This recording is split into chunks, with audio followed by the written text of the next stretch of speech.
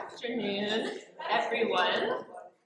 It's lovely to see you all here on this sunny spring afternoon. But my name is Amanda Moultram. I am Associate Curator here at the Thomas Cole site.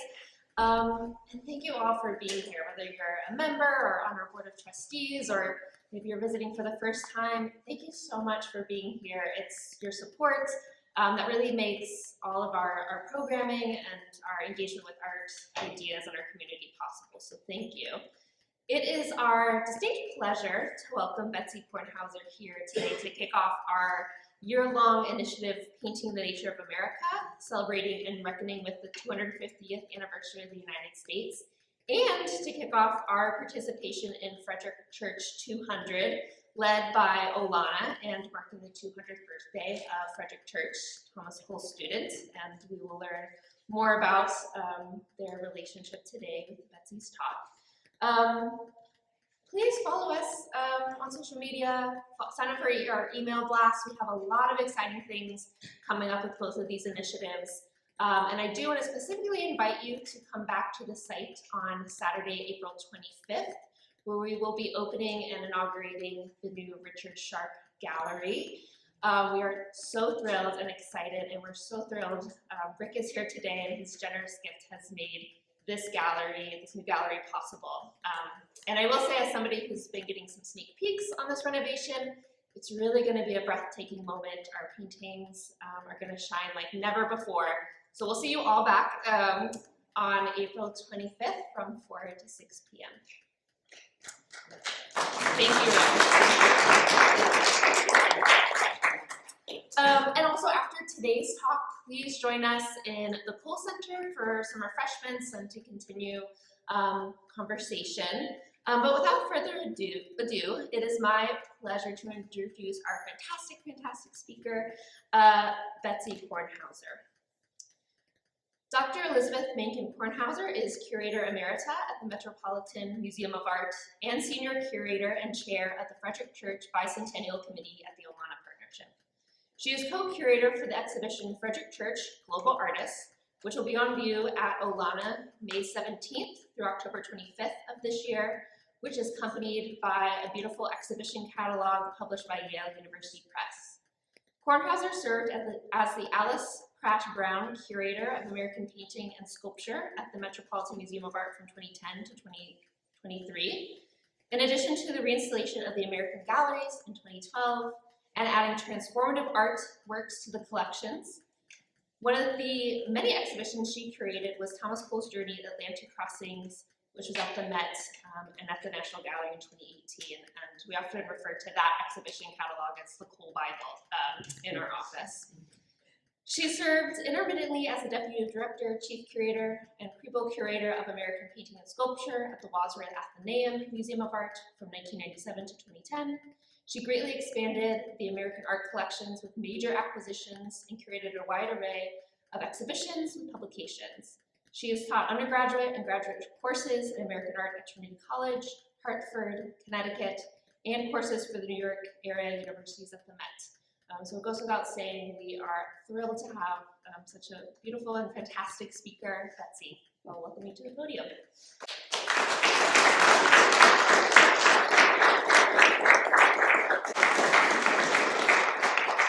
Well, welcome everyone, and thanks for coming in on this beautiful spring day. And thank you, Amanda, for that lovely introduction.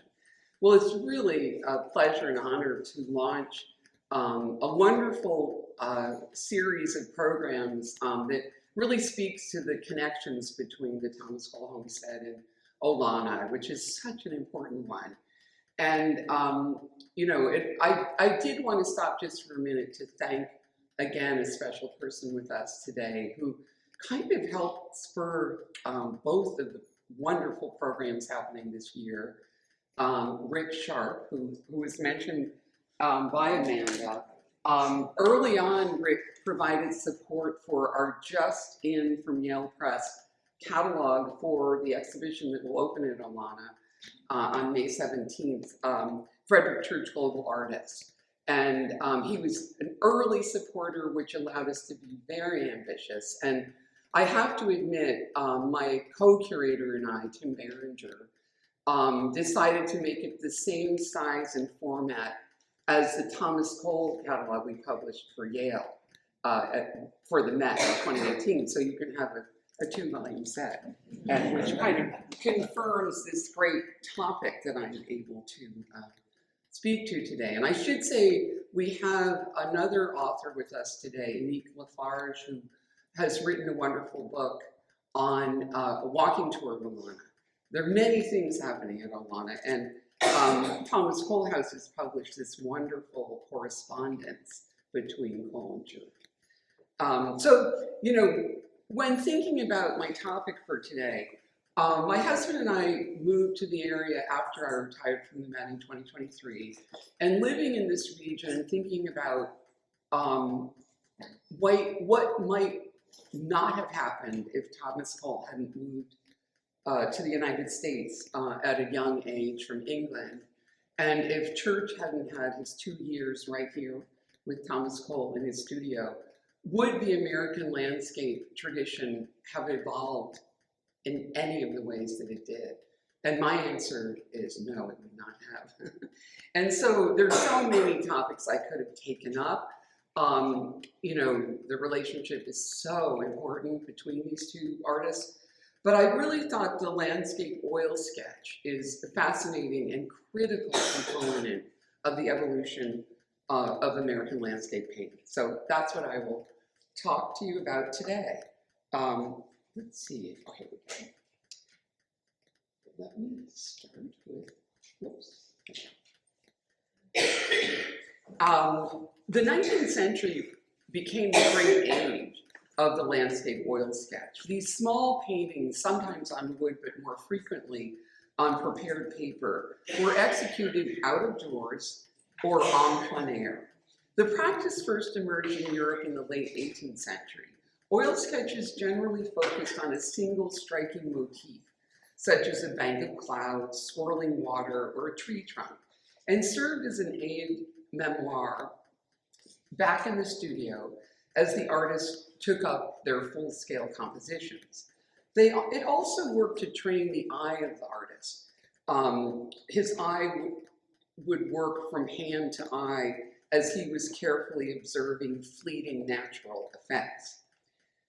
And here I'll talk more about these two incredible plein air oil studies in time. Thomas Cole's arrival in the United States in 1818, and the fact that he embraced and later taught this art form to his student, Frederic Church, would ensure that this critically important tool for landscape painters took hold in America. Cole was largely self-taught. He would begin by making pen and ink or graphite sketches as early as 1823 of a favorite subject, gnarled and seemingly animated tree trunks that he encountered in the wild. At left, you see this wonderful drawing by Cole. He had inscribed it along the bottom, quote, "from nature." And it suggests a human form. I think do we have Betsy Jacks here today? I have to think of you. Cole's visual pun between the natural world and the human form occurs in later works as well. So he would, recycle the concept of this drawing. If you look at his masterful view of Catskill Falls, look at that anthropomorphic tree in the lower right. Or in view of Montevideo with the, again, seemingly human form of a gnarled tree trunk at left. Unlike pen and ink or graphite drawings in black and white, however, the landscape oil sketch allowed artists to record empirical information about color and tone in nature under different light and atmospheric conditions. The artist's eyes moved back and forth between the sketch and the landscape, a direct and immediate confrontation with nature that the painter could keep in portfolios for later reference. After nearly a decade in the United States, where he launched his career as a landscape painter, Cole embarked for Europe in June of 1829, intending to pursue an education in art. He first visited the great picture galleries in London, and it's important to point out that while Cole was born in northern England. He had never been to London until this trip from the United States. And this is where he sought out the chief exponents of contemporary landscape painting, Joseph Mallard Turner, John Constable, and John Martin, intending to learn from them. Cole visited Turner's gallery that year and was greatly impressed with the painting at the left, his snowstorm Hannibal and his army crossing the Alps, and writing in his journal, quote, "a sublime picture with a powerful chiaroscuro," meaning the deployment of light and dark. While deeply affected by Turner's paintings, he had the opportunity to study Turner's oil sketches in his gallery. When he met Turner in person, however, he found him quite rough around the edges. And for any of you who watched the wonderful movie, Cole expected him to be a more patrician figure. But he was exposed to his spectacular oil studies. And he also developed a friendship with John Constable and was equally impressed and influenced by his paintings on view at the Royal Academy at the time. But of equal importance was Cole's exposure to Constable's oil studies. And you see two great examples on the screen. He was a consummate practitioner of this art form. Constable held a particular fascination for clouds, and he executed a series of studies that captured the appearance of clouds as they moved through the sky. He would study all the different types of clouds. And in these oil studies, which are so rapidly executed with enormous vigor and energy, they exhibit both a scientific as well as a poetic motivation. And I have to say, these were in our Thomas Cole show, and they're just breathtaking. Our audiences could not get enough of looking at these. So Cole was certainly blown away when he saw these. Following a brief stay in Paris, Cole arrived in Italy in June of 1831, and he spent nearly 8 months in Florence, finding camaraderie among the small community of American artists in the city at the time. And he interestingly dedicated substantial effort to studying the human form in Florence at the Art Academy, which you see at the left. And with great persistence, he was allowed to study live nude models and created this fairly accomplished life study in oil on the right, an interesting early accomplishment. But it was here that he also continued to do extraordinary sketching out in the field. And we begin to see Cole starting to expand his sketches along both 2 pages of his sketchbook, beginning to explore the panorama, a very important development in Cole's practice, and it would become the signature of the so-called Hudson River School. I now prefer to call it the 19th Century Landscape School, but that's another lecture, and you can read more about it in our catalog. But it became the signature that Cole introduces, and but here you see him producing this elaborate sketch of the architecture of Florence, which would evolve into this major oil composition. And this is where he began to do very serious oil sketching. From Florence, Cole traveled to Rome, where he resided for 4 months in 1832. He would visit the Colosseum, the Pantheon, the Roman Forum, St. Peter's Basilica, and the Vatican, absorbing the lessons of the classical and Renaissance past. And he was especially drawn to the Roman Campagna, once the favorite subject of Claude Lorrain, who was, an artist that Cole was very aware of. At the time, perfecting his practice of on plein air sketching in the field became of great importance. And here are 2 wonderful examples of sections of an ancient Roman aqueduct outside the city of Rome, where he worked out of doors in oil. And there's no question at the time while he was doing this, there would have been many European, very accomplished plein air landscape painters communing alongside Cole. And this is the sort of phenomenon of the plein air oil sketch in the 19th century. My colleague at the National Gallery, who worked with us and hosted the Thomas Cole show in London there, he's written extensively about the evolution of the plein air oil study in Europe, and wrote a wonderful essay in our Cole catalog about its history and how Cole and Church were instrumental in introducing this in the United States. But it's important for you to imagine Cole out in this landscape with, German, Swiss, French, English, plein air artists working at the same time. These two very dynamic, and these are small, small works. Oil studies led to this wonderful, large oil painting in the same year of the Campagna in Rome. In the Cole homestead at this moment, you can see this amazing sketchbook that survived. It's an amazing thing that it survived. Cole's sketchbook, which he had in Italy.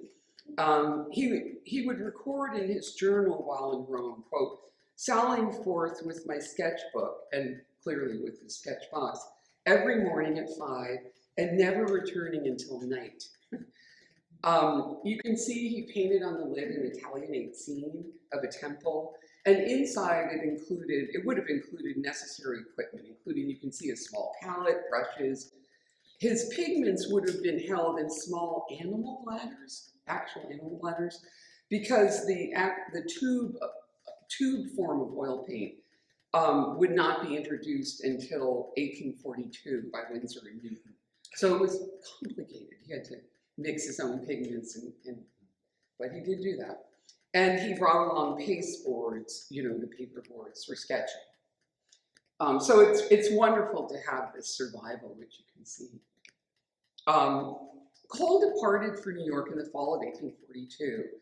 Italy's landscape, ancient ruins, and storied past had a lasting impact on the artist, and he continued to paint such scenes for American patrons even after returning to the States, referring to his sketches, which he brought back to his studio here, that he could refer to over time. Cole would become one of the first artists in America to work directly for nature, and certainly the most influential. He impressed on his followers the critical value of direct observation and the need to travel as far as necessary to accomplish the mission. He first taught his colleague Ashby Durand to paint oil sketches in the late 1830s. Durand abandoned his career as an engraver to become a landscape painter, and Cole instructed him in what materials he needed to buy when they went off on their first sketching trip. And this included a list of pigments.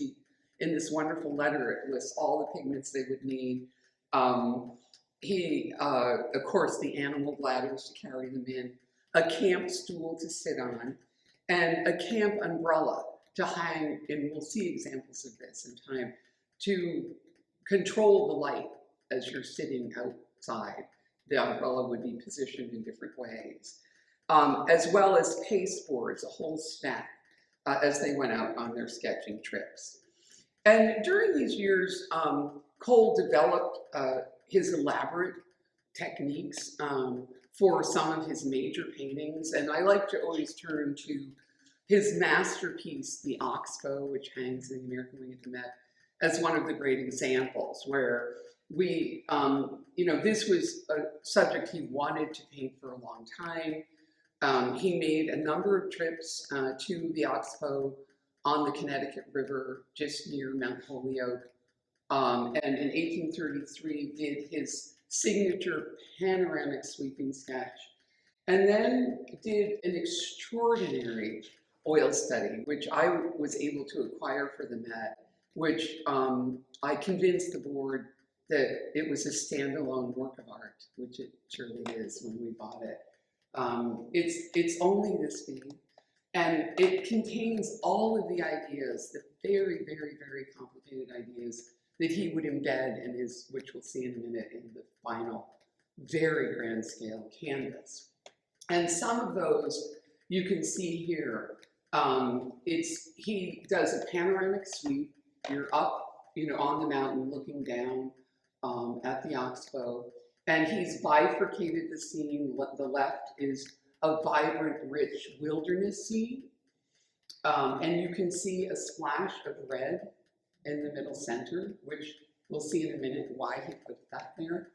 And then along the ledge, you see the umbrella, the camp stool, and then you're looking down at the valley.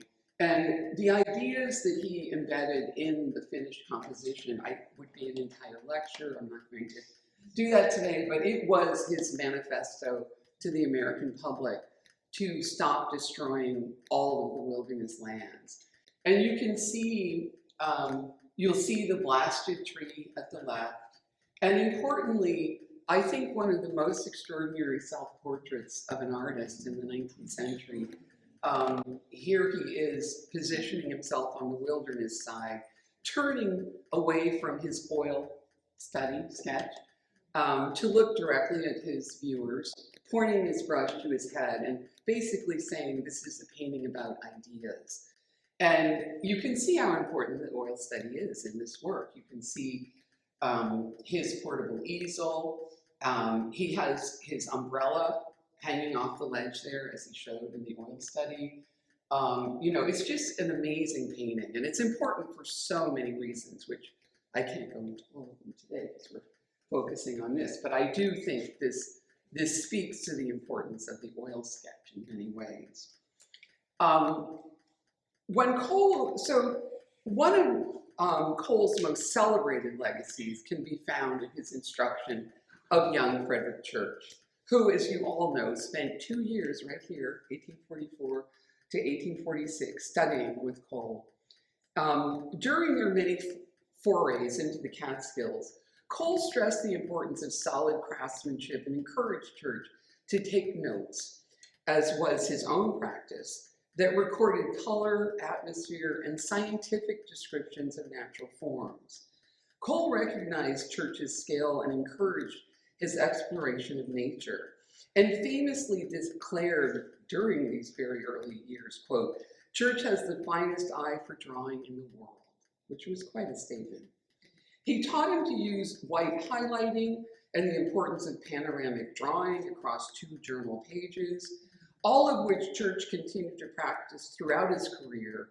And Church would use the panoramic format and the oil sketch as a sort of signature core practice to the very end of his life, and we'll see that. And again, I can't stress enough how important the panoramic format becomes in defining 19th century American landscape painting and the Hudson River School.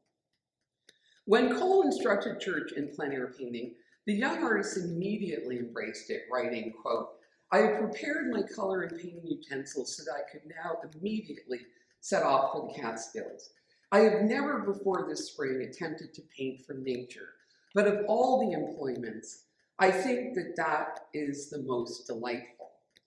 Having the opportunity to examine the many European and American graphite drawings and oil studies in Cole's studio would be a very important experience for Church. Church would eventually become one of the most prolific and masterful plein air painters of the 19th century in the world. So let's look at some of his earliest works under Cole. While his student, Church observed the industrial presence of factories along the banks of the Hudson River, polluting its water. In this early oil sketch, columns of smoke and steam rise from the Hudson Iron Works, which you see there, a factory interestingly established by the father of Church's eventual friend and fellow landscape artist Sanford Gifford. Rather than exalt the virtues of the natural landscape, here Church exposes human transformation of the land, as an important theme in Cole's art, as we know. He highlights the dramatic effects created by the diffusion of rising smoke and illuminated by the reflection of moonlight on the surface of the river. And this is an early example of the artist's fascination with atmospheric effects. Church would also be influenced by Cole's travels. In 1850, Church went on the first of many trips to the coast of Maine, and would continue to travel there over his lifetime. And he was undoubtedly inspired by the journey his teacher had taken the summer of 1844, just as he began his first year of study under Cole. And here you see on the screen a wonderful, lively oil sketch of Mount Desert Island on the left, which resulted in this oil painting. And in 1850, Church would produce some extraordinary illuminated plein air studies of the coast of Maine. And you can see Church breaking away, becoming his own artist very early on in his career with this twilight scene that would inspire some of Church's most important later paintings, including Twilight in the Wilderness. Church also struck out on his own, traveling to regions to seek out the nation's great natural wonders. And in 1851, he traveled south to Virginia with the goal of sketching the iconic geological formation of the Natural Bridge.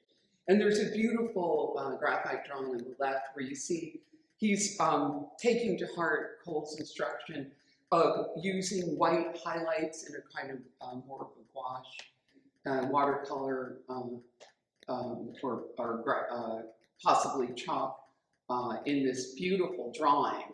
And then it results in this grand oil study, which is fascinating for so many reasons. This will be in our exhibition at Olanda this summer. I think it's important, an important painting in that Church confronted the ills of slavery on this trip. And he decided to include a figure in this painting of an African-American man thought to be Patrick Henry. I should mention that this natural bridge had been purchased by, the actual natural bridge, purchased by Thomas Jefferson in 1774. And it became an emblem of the sort of promise of America. And so in this scene, Church includes the figure of Patrick Henry, formerly enslaved, who acted as a caretaker for this site and often provided guided tours. And you see him instructing a seated white woman, and he's, you know, I think Church really exaggerates the iconic height and power of this great natural wonder. But for much of Church's career, he would seek out landscapes that hadn't been painted before. I think this is an unusual subject for an American landscape painter. But he took up early in his career the challenge of Niagara Falls, which was one of the most painted subjects by both European and American artists in the United States. But he wanted to do it in a new and different way. And what you see on the screen is an extraordinary oil, en plein air oil study in Alana's collection that required him to paste together 2 sheets of paper. I think you can see where they join there, down the middle. It's a very big work, plein air study. And he was seeking to do something extraordinary. And so he wanted to master the depiction of flowing water, which in this panoramic suite was in some respects inspired by the popular panoramas of the day, which were very, very popular. That sort of, you would go into these round rotunda buildings and there would be painted scenes of landscapes and history. Church, you know, interestingly noted that, and so he really pushed the panorama to its extreme, particularly in this particular work. And what you see here is the sweeping horizontal format comprised of the 2 joined pieces of paper where he plunges the viewer directly into the rushing water. You have no foreground to protect you here. It's an exercise in virtuosity, and Church clearly prized this groundbreaking study, later displaying it in the sitting room of his new house in Olanda. And he would use it as an important guide for one of his most celebrated paintings, this great Niagara, which he exhibited in the United States, in England, and later in Paris, where he received an award for it. And it is just a groundbreaking work.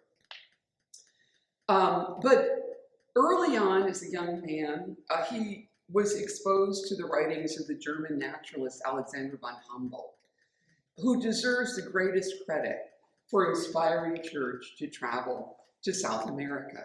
In his multi-volume text, Cosmos, copies of which remain in the library at Olana, Humboldt encouraged landscape painters to find aesthetic material on the American continent, rather than reverting to familiar European landmarks. And he encouraged them to closely study nature and capture the details of drawings and oil studies. In 1853, at the age of just 27, Church followed the path of Humboldt, journeying through Ecuador and Colombia for nearly 7 months, taking detailed sketches as he traveled, often, risking his life to obtain some extraordinary scenes in his travels. And he would return to his New York studio in the 10th Street Studio Building to create paintings of towering waterfalls, vast mountain ranges, tropical flora and fauna. And here you see a masterful large study that he would use for Heart of the Andes. And what's important at this point in Church's career is that he would use oil sketches as an important marketing tool to promote his great pictures, which he would display as one-offs and charge admission and make quite a bit of money doing it. He would display the oil studies around his studio for the public to see, exhibiting them as independent works of art, not just an aid memoir or something, to keep in a portfolio. And early on, in some cases, he achieved very impressive prices for them. So this was a breakthrough for the oil sketch. And here, of course, is the great Heart of the Andes hanging at the Met, which gained him enormous international fame and praise. In June of 1859, Church embarked on a trip north along the coast of Newfoundland and Labrador to sketch icebergs, which was, again, a daring and bold move. There was a sort of craze for the Arctic at the time, and Church was always up for a new world. He tended to travel north and south during the most important part of his career, rather than west. He never steps foot in the American West, and that's another topic. He was accompanied by Reverend Louis LeGrand Noble, well known to Cole as well, who would later publish a book about the excursion, After Icebergs with a Painter. Church and Noble chartered a schooner to take them as close as possible to the imposing structures of ice. And Church would produce a whole series of masterful oil sketches. Here is a wonderful example where he captured in rapid brushstrokes the strange shapes, the iridescent colors, which was very challenging. The pigment white is a really challenging pigment. And what you find in studying these is that there are all kinds of colors in these.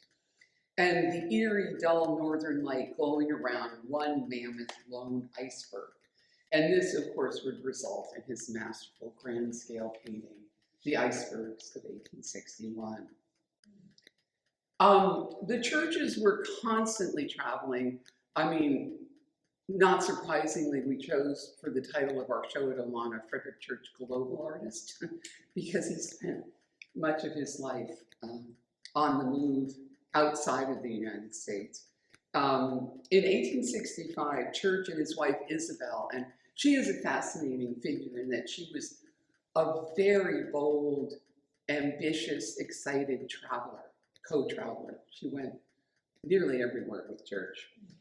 They departed for Jamaica in April 1865 in the wake of both personal and national loss. In March of that year, the Church's 2-year-old son Herbert and 5-month-old daughter Emma had died of diphtheria, which was a terrible tragedy. And then on April 9th, the Civil War ended, but 5 days later, President Lincoln was assassinated. So it was a very, very dark time. And so in a frenzy of activity, they arrived in Jamaica, and Church directed his attention to the topography, botany, and meteorology of this tropical island, producing perhaps one of his finest and largest series of plein air oil sketches, many of which he would frame and hang at Olana. During the 5-month stay, Church traveled the island on train, horseback, and on foot to gain elevated views from atop Mount Diablo. Here we see looking out toward the Blue Mountains in this vivid and beautiful oil study. And another wonderful work of the fern walk.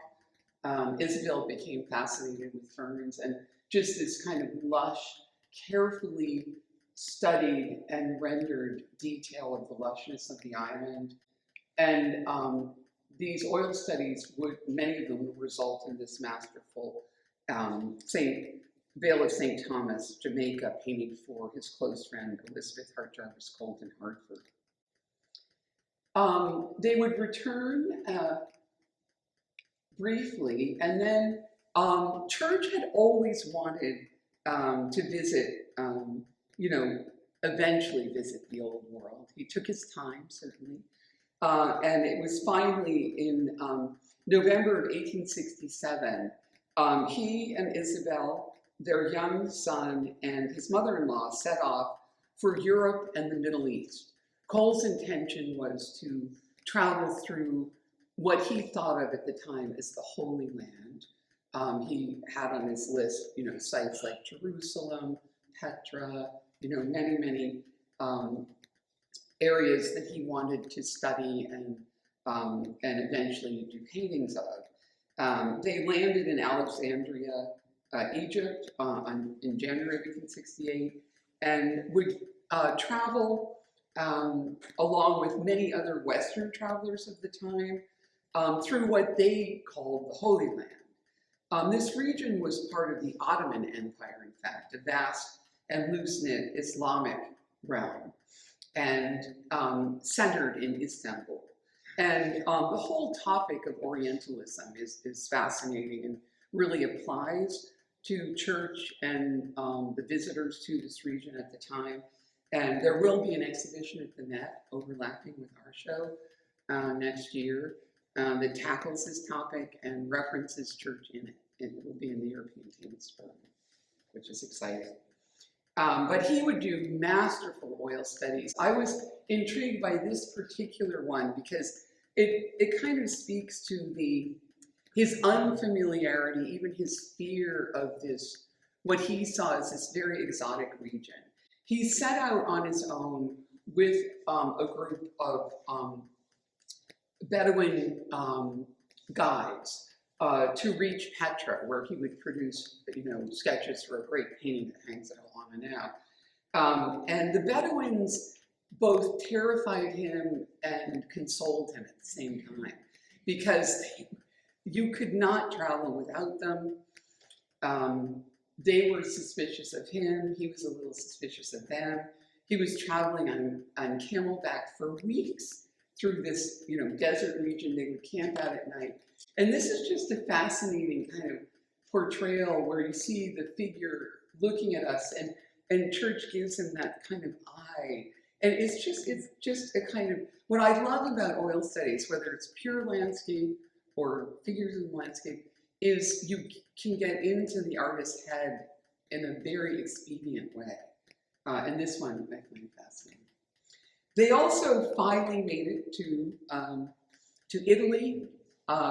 They arrived in Rome in 1868. And here on the screen is a wonderful painting by George Healy, where you see Church seated on his portable stool with his sketch pad in hand, painting an image of the American poet Longfellow and his granddaughter. And behind him are Jervis McEntee and Healy standing. And it sort of speaks to the wonderful community of American artists in Rome.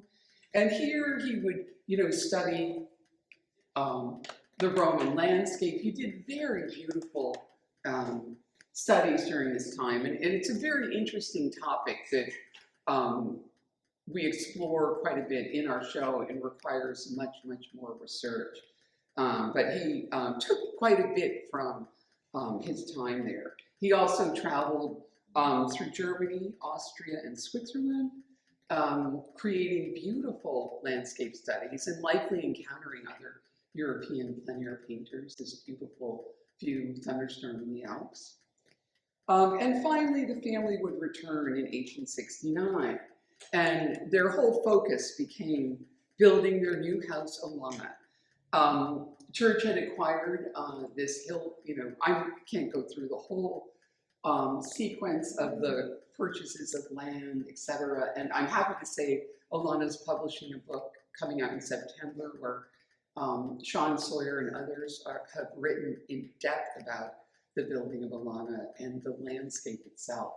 But this is a very beautiful early view, sunset across the Hudson Valley in the collection of Cooper Hewitt, painted in June of 1870. And what I love about it is he's standing on the hilltop, which would become Olana, looking across toward the coal homestead. So it's just a wonderful and vivid. Over the course of about 40 years, Church would transform the landscape and build his new house. And he was largely responsible for its design. While he never visited Persia, in his global travels, Church decided to build a Persian-style architecture, consulting with the architect Calvert Vaux. And he would ultimately create, you see one example on the screen, literally hundreds of Church's art sketches, color swatches, and stencil designs, which are still housed at Olana, and which again speak to the importance of his mastering of, mastering of the drawing technique, the sketching technique, to realize his great accomplishment of Olana. And he would transform the landscape over 40 years. It's an incredible story that Olana tells so well now.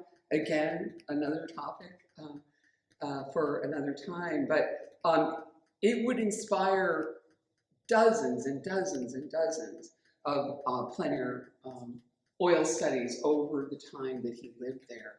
And this is one lovely work where you see he's positioned down by the lake that he created, looking up toward the wonderful image of Olana.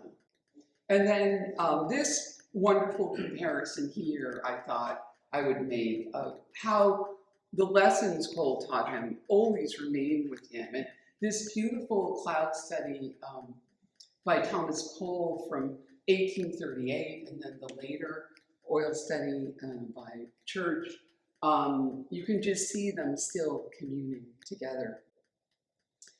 In his final years, and this is a part of his life that really has not been explored, and we've gone into some depth in our show, he would journey to various parts of Mexico, making 15 trips between 1881, continuing to his death in 1900.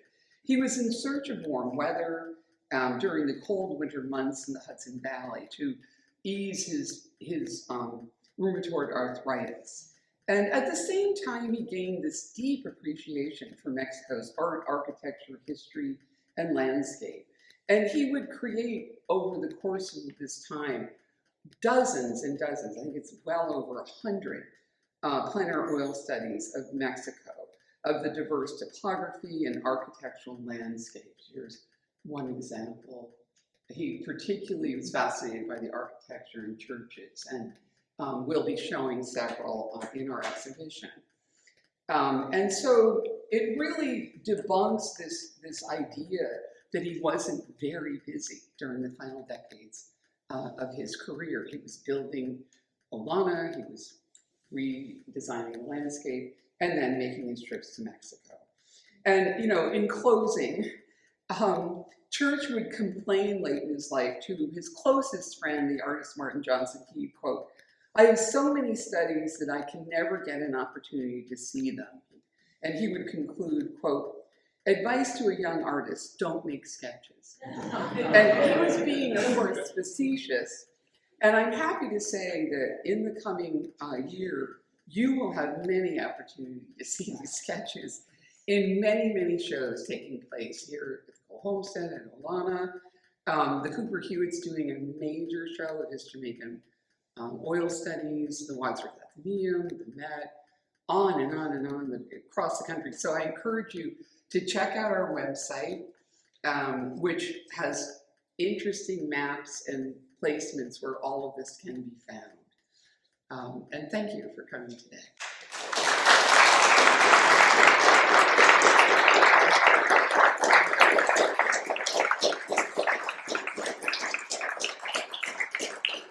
I'm happy to take questions if you have them. Any questions?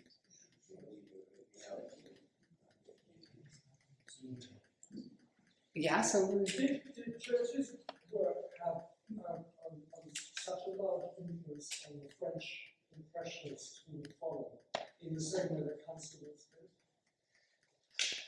I'm not sure. American art was always kind of the underdog, even though Church was one of the few American artists who, by mid-century, gained an international following. He actually wrote a letter about the French artists, kind of finding the young upstart impressionists confusing. He didn't fully embrace their style. But your point is well taken that the plein air oil sketch very often veers into an impressionist because it's so rapidly executed, freely executed with bold color.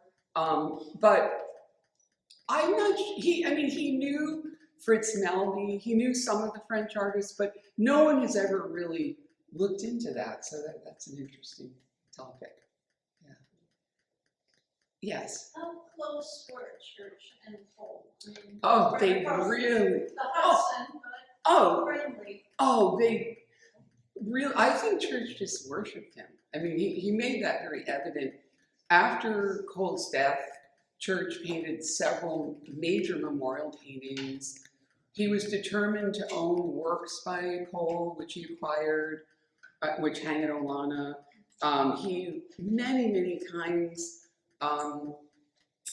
spoke of how much it had meant to his career and to himself personally. He also took Cole's young son, Teddy, as his farm manager at Olana, and he financially looked after the family and helped to sell Cole paintings. So it was an intense relationship. Yeah. Yes.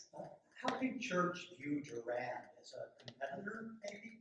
Yeah, Durand was older. They actually competed, interestingly. We write a little bit about that in our Cole catalog. When Thomas Cole died, it shocked the art world of New York in 1848. He was still very young. And there was a kind of competition between Durand and Cole and Church, excuse me, who would lead the landscape movement. And they painted competing memorials. So Kindred Spirits was Durand's, and then Church did Above the Clouds and To the Memory of Cole. And I'm not sure they were close, to be honest, because they were, in some ways, Church was the young upstart, and Durand would be the more stalwart leader of the National Academy of Design. Church would quickly abandon the National Academy, thinking it was too conservative, and he would do one-off showings of his art, which probably annoyed Durand. Yes? So the Church function as a teacher in the same way Cole functions as a teacher. Mm-hmm. So who are those? Not as successfully, though. I think he had a more broad influence. There's a whole list of artists, not the most famous, that he would formally teach. And the painter and later photographer William Stillman, the young upstart Pre-Raphaelite, was one of his early students. And then Stillman kind of abandoned Church and later disparaged him because he was a prerogative. But there's nothing really pronounced. Yeah. He influenced a lot of artists they would come to Olana anytime they wanted to travel to these regions where Church had already been. And he always travels with fellow artists. So they all want, like Jervis McEntee certainly would be an example, but they were all looking at his work. He was the star. He didn't really have to take the time to spend, 2 years with, he really couldn't take that time. Yes. I'm sorry. Going back in my art history days at Ohio State, I remember hearing about the salon at houses in New York City where they would bring like small optical, lenses. Oh, yeah. To all the detail of churches painting. Yeah. Can you elaborate a little bit more on that?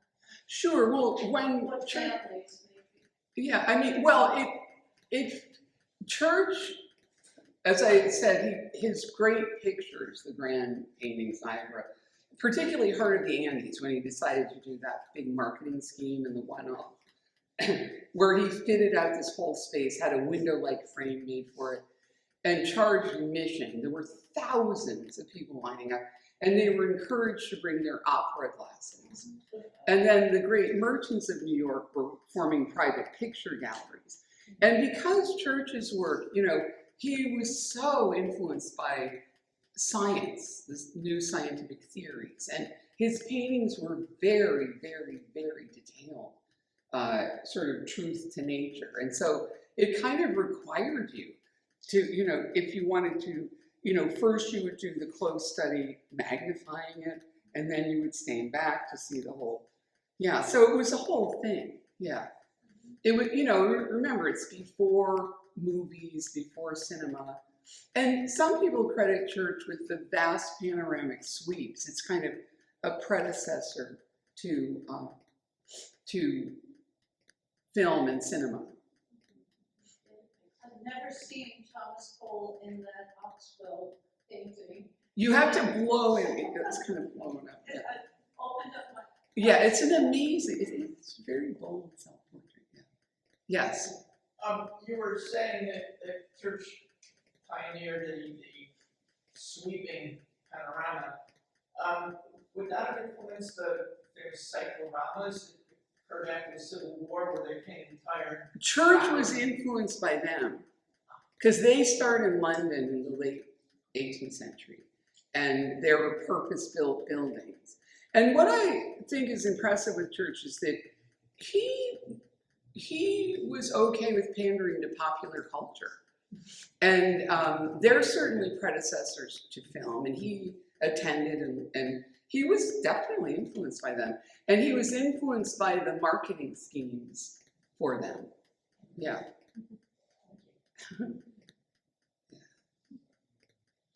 Gosh, well, I could take one more question, and we should probably. Yes, and way in the back. I was just thinking, both of those artists were in the New York area and then up here and then Mexico. And there's this whole United States that they never went to or never painted or. Well, I'm just curious whether that was just yeah, well, I think difficulty of getting there. No, not at all. I touched on that. Cole, of course, had this early death. Who knows what he might have done? But in Church's case, it was a decision he made. He went to much more exotic, difficult places than the American West. And many of the American painters, like Albert Bierstadt, Worthington Whitridge, many of the leading painters. I mean, Bierstadt was the artist of the American West. And he and Church, Bierstadt competed with Church. Church didn't need to compete with him. And so I think in Church's mind, he's, maybe just, he thought Mexico was more interesting. And, so in the, there's a lot, and young scholars are very caught up in understandably, in the colonialist history of the 19th century, Memphis Destiny, the negative aspects, and the genocide of Native Americans. And we have 3 indigenous people writing for our catalog because we wanted, to take up the theme, but church just doesn't engage in that. In Mexico, I mean, he encounters indigenous people in South America and Mexico, but he may have just decided to leave that to Bierstadt. Yeah. It is puzzling that he just never went there, but he just didn't. Yeah. He went, as I said, south and north. Yeah. Yeah. Okay, well, thank you for coming.